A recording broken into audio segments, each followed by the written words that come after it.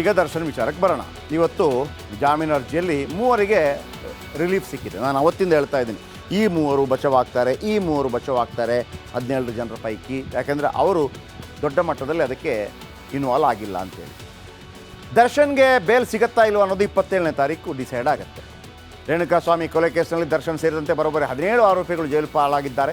ಈ ಪೈಕಿ 3ರಿಗೆ ಜಾಮೀನು ಮಂಜೂರಾಗಿದೆ.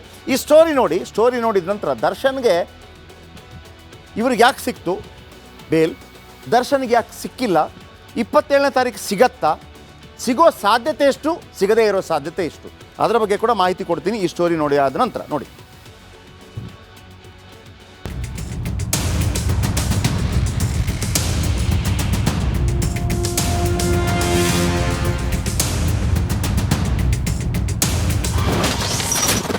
ಡಿ ಗ್ಯಾಂಗ್ನ ಮೂವರಿಗೆ ಬಿಗ್ ರಿಲೀಫ್. ಕಾರ್ತಿಕ್, ನಿಖಿಲ್, ಕೇಶವ್ಗೆ ಬೇಲ್ ಭಾಗ್ಯ.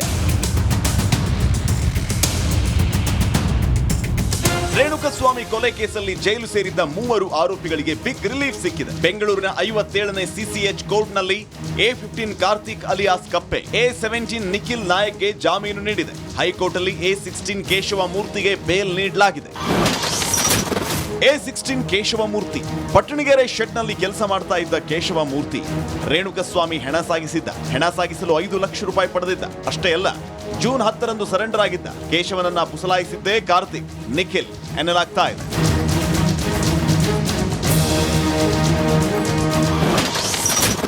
ರೇಣುಕಸ್ವಾಮಿ ಹೆಣ ಸಾಗಿಸಿದ್ದ ನಿಖಿಲ್, ಕಾರ್ತಿಕ್ ವಿನಯ್ನಿಂದ ಹಣ ಪಡೆದಿದ್ದು. ಆರೋಪಿಗಳ ವಿರುದ್ಧ ಸಾಕ್ಷ್ಯನಾಶ ಆರೋಪವೂ ಇತ್ತು.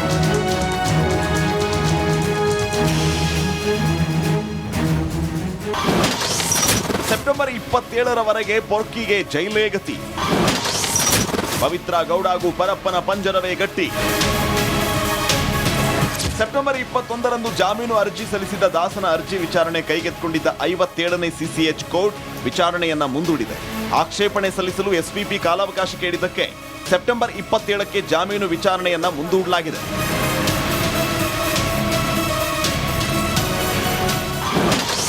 ಬೇಲ್ ಸಿಕ್ಕಿಲ್ಲ ಎಂದು ಹೇಳಿದ ವಿಜಯಲಕ್ಷ್ಮಿ. ದರ್ಶನ್ ಜೈಲಿಗೆ ಹೋದಾಗಿನಿಂದ ಪತ್ನಿ ವಿಜಯಲಕ್ಷ್ಮಿ ಹಾಗೂ ಮಗ ವಿನೀಶ್ ಜೈಲಿಗೆ ಆಗಾಗ ಆಗಮಿಸ್ತಾನೆ ಇದ್ದಾರೆ. ಬರುವಾಗ ದೇವರ ಪ್ರಸಾದ, ಹಣ್ಣು ಹೀಗೆ ಏನಾದರೊಂದು ಕೊಟ್ಟು ಹೋಗ್ತಾರೆ. ಇವತ್ತು ಮತ್ತೆ ಪತಿ ಕಾಣೋದಕ್ಕೆ ಪತ್ನಿ ವಿಜಯಲಕ್ಷ್ಮಿ ಬಳ್ಳಾರಿ ಜೈಲಿಗೆ ಆಗಮಿಸಿದ್ರು. ಜಾಮೀನು ನಿರಾಕರಿಸಿದ್ದು 3ರಿಗೆ ಬೇಲ್ ಸಿಕ್ಕಿದ್ದ ವಿಷಯವನ್ನು ಹೇಳಿದ್ದಾರೆ. Bureau report, republic Kannada.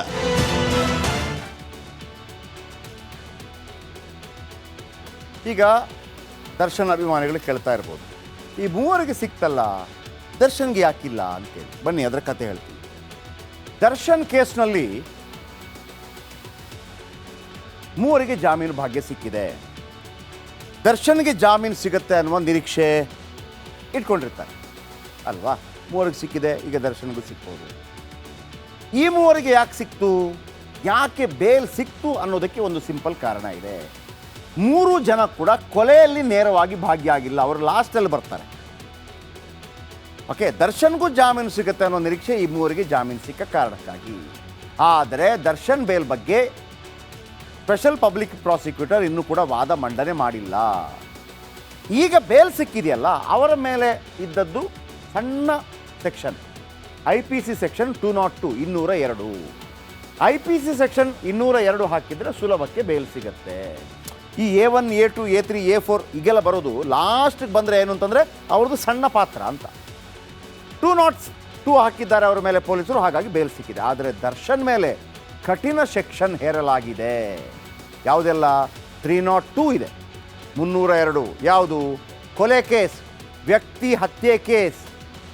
ಈ ವ್ಯಕ್ತಿ ಹತ್ಯೆ ಕೇಸ್ನಲ್ಲಿ ಯಾರೇ ಆಗಿರಲಿ, ಇದು ರುಜುವಾತಾದರೆ ಜೀವಾವಧಿ ಶಿಕ್ಷೆ ಇದೆ. ಈ ಹಿಂದೆ ಮರಣದಂಡನೆ ಶಿಕ್ಷೆ ಕೂಡ ಇತ್ತು, ಈಗ ಮರಣದಂಡನೆ ಕೊಡೋದಿಲ್ಲ. ಮರಣದಂಡನೆ ಶಿಕ್ಷೆ ಕೂಡ ಇತ್ತು, ಜೀವಾವಧಿ ಮ್ಯಾಕ್ಸಿಮಮ್. ಇನ್ನು ಸೆಕ್ಷನ್ 364 ಇಲ್ಲಿ ಏನಿದೆ, ವ್ಯಕ್ತಿಯನ್ನು ಅಪಹರಣ ಮಾಡಿದ್ದರೆ ಅದು ಸಾಬೀತಾದರೆ ಇಲ್ಲೂ ಕೂಡ ಜೀವಾವಧಿ ಶಿಕ್ಷೆ ಇದೆ. ಜೀವಾವಧಿ ಶಿಕ್ಷೆ 2 ಕೇಸಲ್ಲಿ ಜೀವಾವಧಿ ಶಿಕ್ಷೆ, ಆ ಕೇಸ್ ಇದೆ ದರ್ಶನ್ ಮೇಲೆ. ಯಾಕೆ ಕಠಿಣ ಆಗುತ್ತೆ ಅಂತ ಹೇಳ್ತಾ ಇದ್ದೀನಿ. ಇನ್ನು ಸೆಕ್ಷನ್ 201 ಸಾಕ್ಷಿ ನಾಶ ಯತ್ನ, ಇದು ಕೂಡ ದರ್ಶನ್ ಮೇಲೆ ಇದೆ. ಇದು ಸಾಬೀತಾದರೆ ಒನ್ಸ್ ಅಗೇನ್ ಜೀವಾವಧಿ ಶಿಕ್ಷೆ, 3ರಲ್ಲಿ ಜೀವಾವಧಿ ಶಿಕ್ಷೆ. ಆಮೇಲೆ ಇನ್ನೊಂದು ಸೆಕ್ಷನ್ ಹಾಕಿದ್ದಾರೆ 120B. ಏನಿದು? ಒಳಸಂಚು. ಏನು ಒಳಸಂಚು? ಪ್ಲ್ಯಾನ್ ಮಾಡಿದ್ದಾರೆ. ಇದೇನಾದರೂ ಸಾಬೀತಾದರೆ 2 ವರ್ಷ ಅಥವಾ ಅದಕ್ಕಿಂತ ಸ್ವಲ್ಪ ಜಾಸ್ತಿ ಶಿಕ್ಷೆ ಆಗುತ್ತೆ. 3 ಜೀವಾವಧಿ ಶಿಕ್ಷೆ, ಇನ್ನೊಂದು ಸೆಕ್ಷನ್ ಅದರಲ್ಲಿ 2 ವರ್ಷ, ಇನ್ನೊಂದು 355 ಕ್ರಿಮಿನಲ್ ಬಲಪ್ರಯೋಗ ಮಾಡಲಾಗಿದೆ ಆತನನ್ನು. ಇದಕ್ಕೆ 2 ವರ್ಷ ಶಿಕ್ಷೆ ಇರುತ್ತೆ ಸಾಬೀತಾದರೆ. ಆಮೇಲೆ 384 ಹಾಕಿದ್ದಾರೆ. ಸುಲಿಗೆ ಅಂದರೆ ಆತನ ಕಡಕದ್ರು ಆ ರಾಘವೇಂದ್ರ ಮನೆಗಳನ್ನು ಸಿಗ್ತಲ್ಲ, ಸುಲಿಗೆ ಆರೋಪ ಸಾಬೀತಾದರೆ 3 ವರ್ಷ ಶಿಕ್ಷೆ. ಈ ಉಳಿದವರೆಲ್ಲ ಇದ್ದಾರಲ್ಲ, ಇದು ದರ್ಶನ್ಗಲ್ಲದೆ ಇದ್ರೂ ಕೂಡ ಉಳಿದವ್ರಿಗಾಗಬಹುದು. ಆಮೇಲೆ ಸೆಕ್ಷನ್ 143 ಅಕ್ರಮ ಕೂಟ ಸಾಬೀತಾದರೆ 6 ತಿಂಗಳ ಶಿಕ್ಷೆ, ಗ್ರೂಪ್ ಅಟ್ಯಾಕ್. ಸೆಕ್ಷನ್ 148 ಮಾರಕ ಆಯುಧಗಳ ಬಳಕೆ ಸಾಬೀತಾದರೆ 3 ವರ್ಷ ಶಿಕ್ಷೆ. ಮಾರಕ ಆಯುಧ ಆ ಕರೆಂಟ್ ಕೊಟ್ಟಿದ್ದಾರಲ್ಲ ಅದು ಕೂಡ ಆಗುತ್ತೆ. ಆಮೇಲೆ ಸೆಕ್ಷನ್ 149 ಗುಂಪು ಸೇರಿ ಹಲ್ಲೆ ಸಾಬೀತಾದರೆ 2 ವರ್ಷ ಶಿಕ್ಷೆ. ಆಮೇಲೆ ಇವೆಲ್ಲದಕ್ಕೂ ಕೂಡ ದರ್ಶನ್ ವಿರುದ್ಧ ಸಾಲು ಸಾಕ್ಷ್ಯ ಸಿಕ್ಕಿವೆ. ಆಮೇಲೆ ಕೆಲವು ವಿಚಾರಗಳಲ್ಲಿ, ಸಾಕ್ಷ್ಯ ನಾಶ ವಿಚಾರಗಳಲ್ಲಿ, ಹೊಡೆದಿರೋ ವಿಚಾರಗಳಲ್ಲಿ ತಪ್ಪೊಪ್ಪಿಕೊಂಡಿದ್ದಾರೆ ದರ್ಶನ್.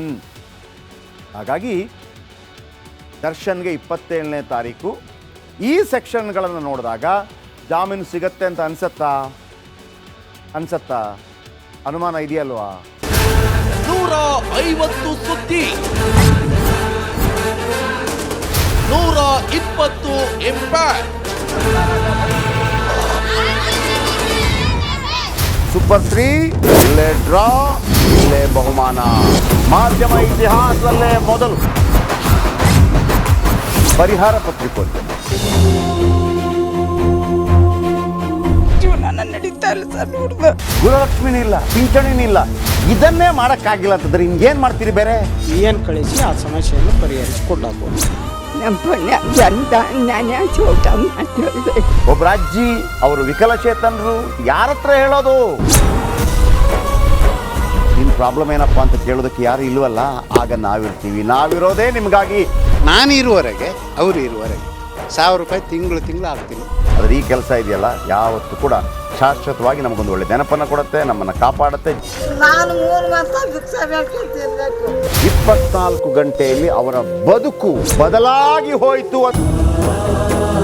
ನಾವು ರಿಪಬ್ಲಿಕ್ ಕನ್ನಡ, ನೇಷನ್ ಫಸ್ಟ್. ಸಮಾಜ ನಮಗೆ ಬಹಳ ಮುಖ್ಯವಾಗಿರುತ್ತೆ.